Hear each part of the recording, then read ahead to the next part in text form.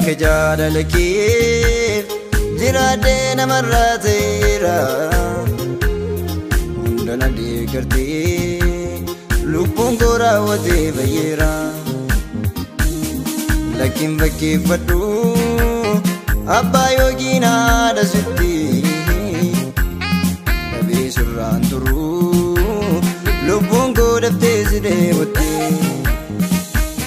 lakkiin fakkeeffadhu abbaa yookiin haadha sitti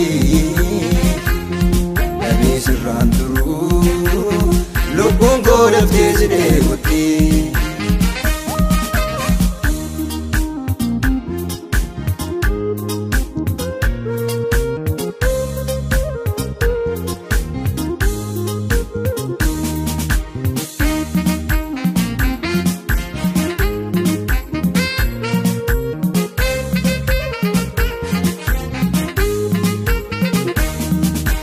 Keenna bittee suuraa jireenya koo naaf taate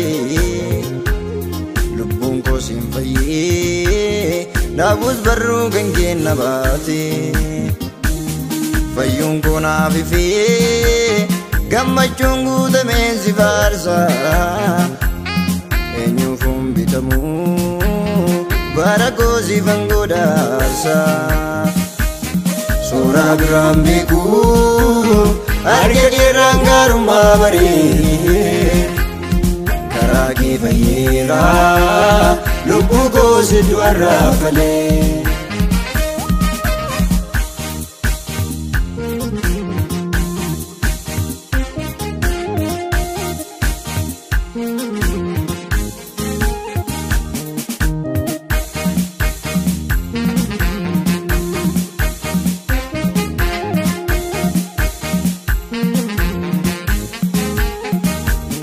Gaaddisa koo dhugaa waan mannaaf naaf iddoo dhokataa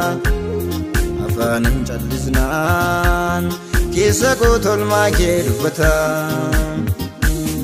kattaan har'aan jignee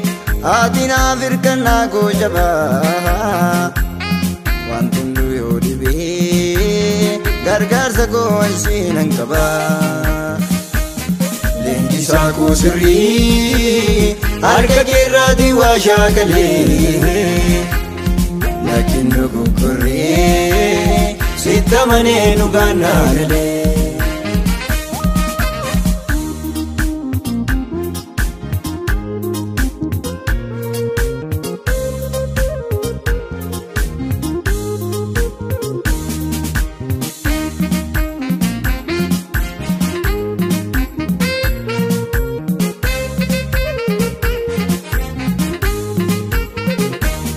gorsi kee naaf ifaa gufaata miilla koorraa eegaa dubbiin kee sirriidha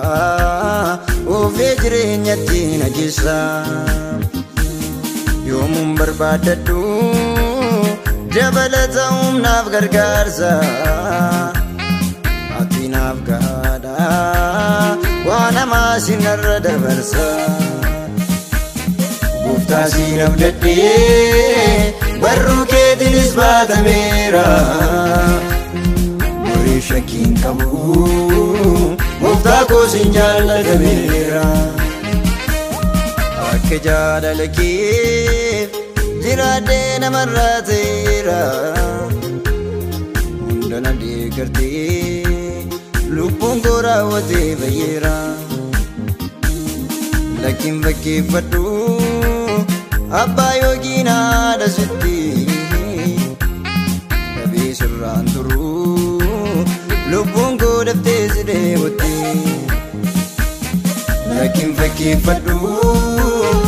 abbaa yookiin haadha sitti